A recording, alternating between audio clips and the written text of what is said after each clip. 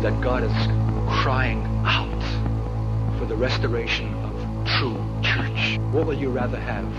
A successful church or an apostolic glory? What is the extent of your ambition in God? You want to have a snazzy program and multiply the congregation and have all kinds of youth work and retreats and nice things going and prison ministries and elderly and all that stuff, and have your budget balanced, have a good staff and a happy congregation, and every service will be a delight? Or something more than that which is good, but that which is perfect and is the heavenly and apostolic model. For these men that were separated by the Holy Ghost by name and were sent forth by the laying on of hands shook the earth and turned cities upside down. Don't tell me about successful ministries. They can't compare. For God's sake, wake up! Call your people, Lord. Call your people with the spiritual calling, Lord.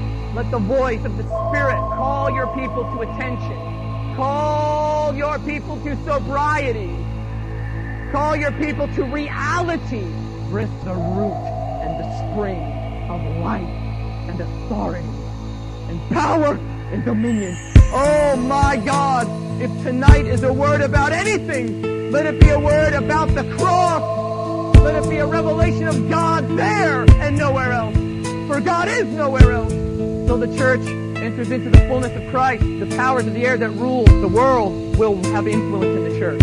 Until we come into a corporate fullness, they will have influence. And until we find the cross in its thoroughness in our lives, we will not be that corporate. Or wherever there is the lack of the cross, there is the power of the air.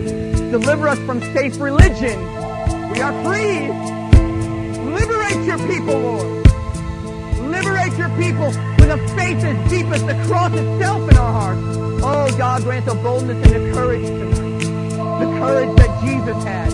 A courageous consecration unto God with a deep sobriety, with a deep sense of destiny, with a deep sense of life and death and heaven and hell on every word, on every thought. I'll tell you, some of those that were sent forth by the Holy Ghost never returned. This service is being watched by a cloud of invisible witnesses who will not be perfect without you. They're wondering if you're going to get with it.